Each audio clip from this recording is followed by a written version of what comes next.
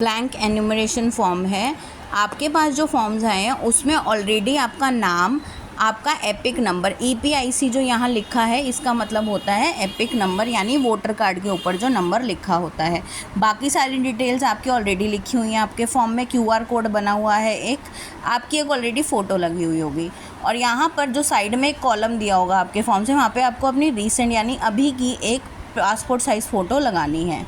अब ये है details of इलेक्टर in the electoral roll of last SIR। इसका मतलब ये है कि अगर आप 2002 दिल्ली में 2002 में SIR हुआ था, अगर आप 2002 में खुद वोट दे रहे थे तो हर एरिया की 2002 की ऑनलाइन लिस्ट अवेलेबल है, उससे आप अपना इलेक्टर नेम लिखेंगे। जब उस समय 2002 में कई बार नेम की स्पेलिंग अलग थी, सरनेम नहीं था, तो उस हिसाब से जो लिस्ट में नाम होगा वैसा लिखना है।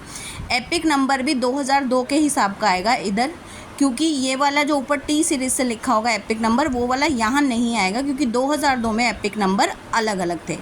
रिलेटिव नेम में आपने जिस रिलेटिव के नाम पे यानी फादर, हस्बैंड या मदर के बेसिस पे बना था तो उसका नाम आएगा। रिलेशनशिप में फादर, मदर, हस्बैंड लिखना है। यहाँ पर उसका नाम आएगा जिसके बेसिस पे बना है, यहाँ पर रिलेशनशिप आएगा। डिस्ट्रिक्ट, अगर आप पटेल नगर में थे तो उस समय ये डिस्ट्रिक्ट जो है वो वेस्ट था। स्टेट में दिल्ली आएगा। AC नेम में पटेल नगर आएगा, और AC नंबर यहाँ पर पटेल नगर का उस समय नंबर था 66। पार्ट नंबर एरिया के हिसाब से, मान लीजिए वेस्ट पटेल नगर, ईस्ट पटेल नगर, बलजीत नगर के हिसाब से अलग अलग हो सकता है। पार्ट नंबर लिस्ट में दिया हुआ होगा सबसे ऊपर। सीरियल नंबर क्या होता है? सीरियल नंबर में आपका जो उस लिस्ट में आपका कौन से नंबर पे नाम है वो वाला सीरियल नंबर कहलाता है। ये है अगर आपका खुद का नाम था इलेक्टोरल रोल में लास्ट SIR यानी 2002 में। आप खुद अगर 2002 में वोट नहीं दे रहे थे तो इसका मतलब ये है कि आपकी मैपिंग नहीं होगी। आपकी मैपिंग पेरेंट्स के बेसिस पे होगी या ग्रैंड पेरेंट्स के। तो पेरेंट्स की सारी डिटेल, पेरेंट्स का ही नाम आएगा, पेरेंट्स का ही एपिक नंबर आएगा।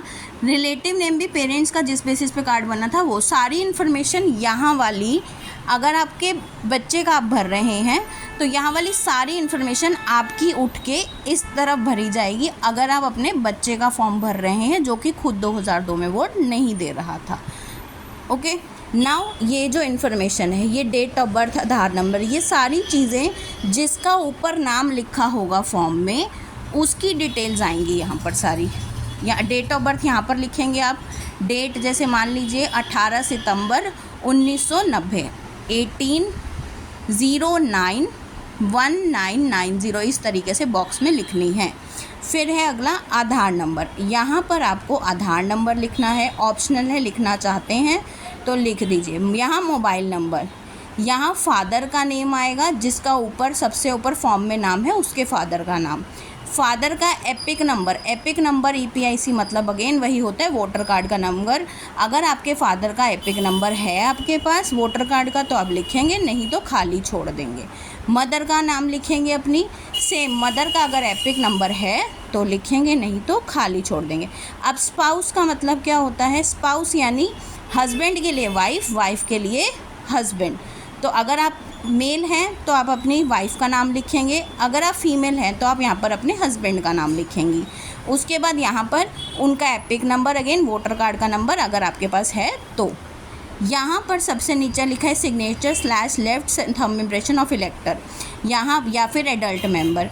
अगर आप खुद अवेलेबल हैं तो आप अपने साइन करेंगे।